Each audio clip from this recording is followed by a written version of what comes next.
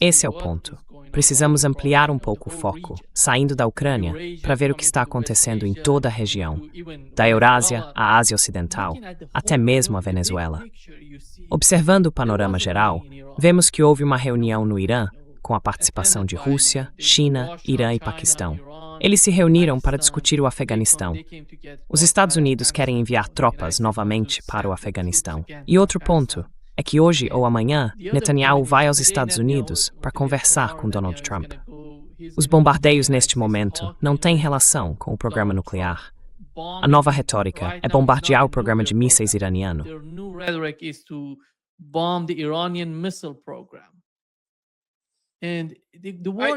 Não pode ser, porque isso foi obliterado. Quer dizer, Trump deixou isso claro. Você não pode dizer que não foi obliterado, porque foi obliterado, certo? Foi a obliteradice mais obliterada, a melhor obliteradice de todas as obliteradices que já foram obliteradas. Ele está bombardeando a Síria, Mark. Ele está bombardeando a Síria. E depois há o caso da Venezuela. Sabe, olhe para toda a situação da política externa dos Estados Unidos. Você vê uma grande bagunça acontecendo. E nessa grande bagunça, você vê um pouco de esperança com Kuznetsov e Kushner. Talvez eles consigam alcançar algo.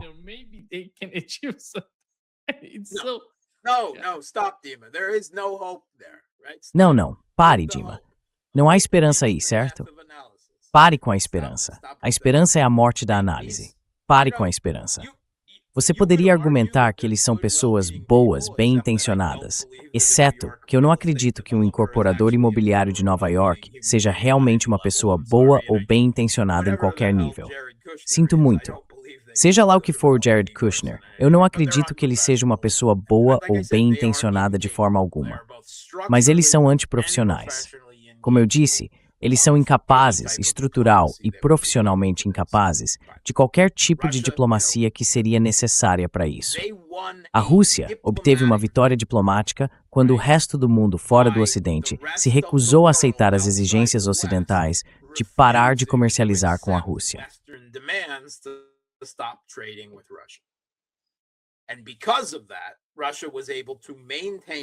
E por causa disso, a Rússia conseguiu manter sua economia e até fazê-la crescer de certas maneiras, e preservar seu apoio político interno e sua estabilidade em um grau elevado, continuando a guerra de atrito. Eu sei que muita gente está impaciente. Querem que isso acabe mais rápido e dizem, isso está criando tantos problemas. Mas veja, isso é falar de fora como um comentarista de sofá. Os russos estão levando em conta muitas coisas diferentes. Não apenas o que acontece no campo de batalha, não apenas as relações com o Ocidente, mas também as relações com o restante do mundo e com o Sul global, que, se quisermos dizer que é liderado pelos BRICS, está satisfeito em ver a Rússia jogando esse jogo diplomático. Certo.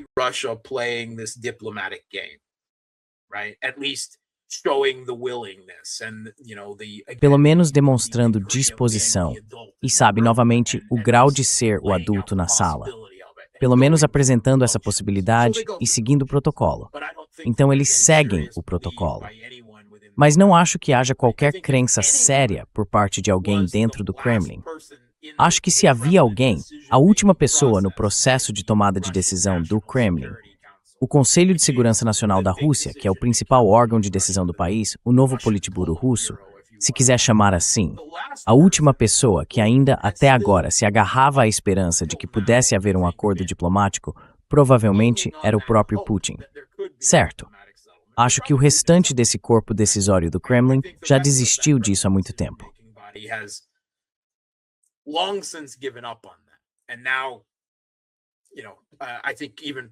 E agora, sabe, acho que até o Putin tem que aceitar isso. E sabe, para o Putin ser essa pessoa e exercer esse nível de contenção, deveríamos todos nos considerar afortunados, porque essa é a situação. Se outras pessoas estivessem no comando, se não fosse o Putin, eu sei que existe essa crença no Ocidente. Quero dizer, estive em debates nos últimos dias com algumas pessoas. Elas pensam, se simplesmente tirássemos o Putin, pronto, tudo estaria resolvido, e coisas assim. O Putin é o melhor que o Ocidente pode esperar. Quero dizer, o melhor. qualquer outro, os russos seriam muito mais duros do que o Putin é. Enfim, a situação continua no terreno, e todo o resto vira apenas ruído de fundo.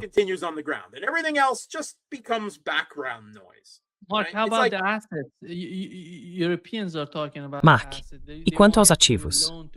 Os europeus estão falando sobre os ativos.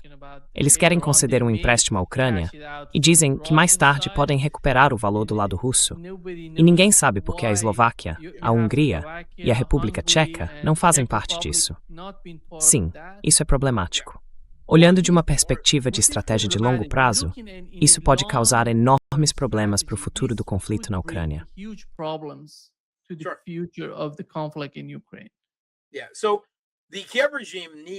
Sim, então o regime de Kiev precisa de pelo menos um mínimo absoluto de 50 a 60 bilhões de euros, quase 100 bilhões de dólares por ano, apenas em apoio financeiro. Nem estamos falando de apoio militar, apenas de apoio financeiro para manter o regime de pé, manter as luzes acesas, pagar os soldados e fazer tudo continuar funcionando. Eles precisam de tanto dinheiro porque a economia deles, na prática, é inexistente. Então, de onde vem esse dinheiro? Os Estados Unidos já disseram, acabou, certo? Não vamos mais fornecer esse dinheiro. Agora isso está nas mãos dos europeus.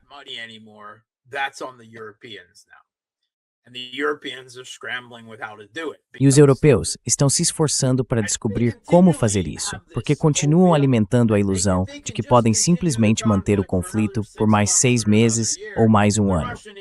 A economia russa vai entrar em colapso, certo? A próxima rodada de sanções, a 21ª, sim, essa vai funcionar. Aí a Rússia acaba, a economia deles desaba e nós vencemos. Mas não é a economia russa que está prestes a colapsar. São as economias europeias. O Reino Unido e a França estão falando em recorrer a empréstimos do FMI para estabilizar suas finanças, porque estão à beira da falência. A Alemanha está em recessão, passando por uma profunda desindustrialização.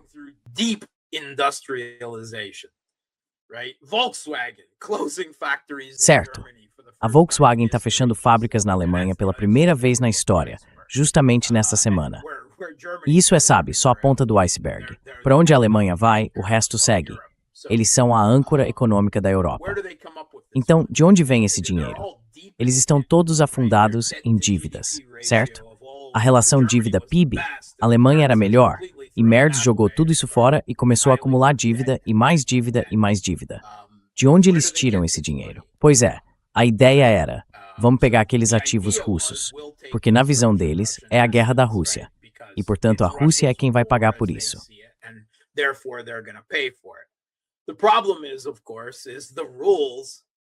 O problema é, claro, as regras do capitalismo que foram estabelecidas pelo Ocidente há décadas, imunidade soberana e tudo mais. A única maneira realmente legal de eles roubarem esse dinheiro seria declarar guerra à Rússia. Nessas circunstâncias, se houvesse uma verdadeira declaração de guerra e uma guerra de fato, então seria legal que o fizessem, de acordo com as regras que eles próprios ajudaram a estabelecer como direito internacional e costume internacional. Agora, eles tentaram inventar essa artimanha. Primeiro, estavam desviando os juros desses ativos congelados, que estão em sua maioria na Euroclear, aquela instituição financeira na Bélgica.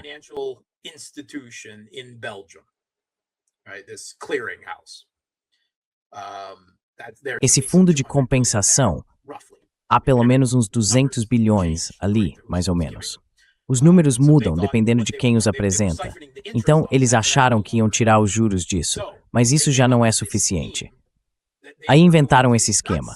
Não roubariam o dinheiro diretamente, mas o usariam como garantia para fazer um empréstimo ao regime de Kiev, o que chamaram de empréstimo de reparações. A Ucrânia só pagaria esse dinheiro de volta quando recebesse reparações de guerra da Rússia, certo? Reparações, algo que se paga quando se perde um conflito, certo? Então isso não vai acontecer. E aí a Ucrânia poderia reembolsar os russos e os europeus poderiam devolver aos russos o dinheiro que congelaram. É esse tipo de manobra financeira circular. E tudo isso, sabe, baseado na ideia de que a Rússia paga por tudo.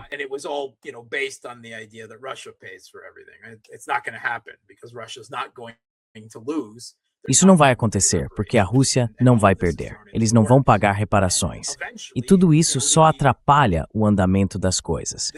Com o tempo, houve uma verdadeira percepção de que retirar esse dinheiro exporia a Euroclear e, portanto, a Bélgica e a Europa, e de certa forma também o euro como moeda de reserva, a responsabilidade legal por tudo isso. E então haveria uma reação negativa contra o euro devido à falta de confiança nele como moeda de reserva. E sim, a Rússia não iria levá-los a um tribunal na Europa, certo? Porque, é claro, isso não funcionaria.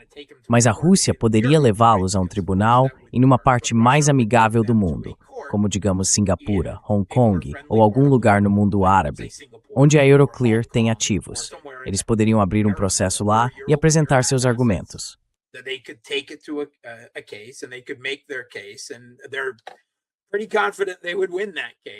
E eles estavam bastante confiantes de que venceriam aquele caso. Então poderiam apreender os ativos da Euroclear, e a Euroclear seria responsabilizada. Aquele país ordenaria que esses ativos fossem entregues à Rússia como compensação. A Euroclear temia isso, e outras pessoas começaram a perceber o efeito colateral de roubar o dinheiro russo.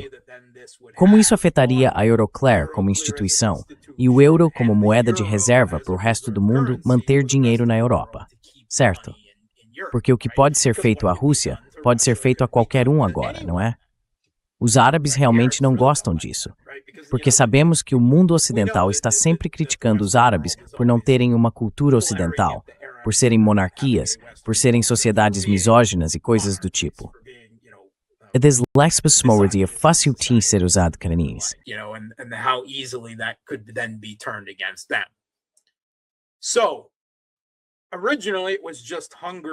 Então, originalmente, eram apenas a Hungria e a Eslováquia que eram contra isso, já que elas têm sido, digamos, céticas em relação à Ucrânia há bastante tempo.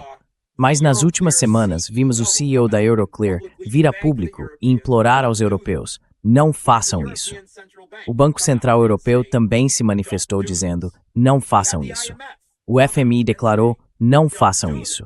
Isso vai minar toda a nossa ordem capitalista mundial.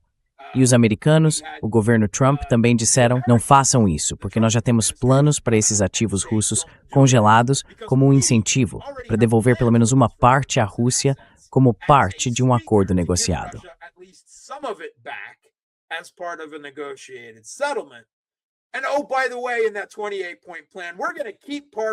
E aliás, nesse plano de 28 pontos, vamos manter uma parte para nós mesmos, porque Trump precisa ser pago, certo? Então você não pode pegar esse dinheiro, porque nós já temos planos para ele. E então, na última semana, vimos a Itália, a Bulgária, o Chipre e Malta, certo? Chipre e Malta, que são, você sabe, centros financeiros. São centros financeiros menores, mas estão realmente preocupados com o rumo que tudo isso estava tomando. E no fim das contas, as pessoas que estavam impulsionando isso, von der Leyen e a Comissão Europeia, Merz na Alemanha e Starmer no Reino Unido, fracassaram. Eles fracassaram em forçar a Bélgica a aceitar. Parece que o Macron mudou de lado. Ele é definitivamente um cara que vive mudando de opinião. Ele está mudando de posição o tempo todo, certo? Então, eles não conseguiram forçar isso a passar. O que eles inventaram foi mais trapaça financeira, certo? Eles vão fazer um empréstimo com base no orçamento compartilhado da União Europeia.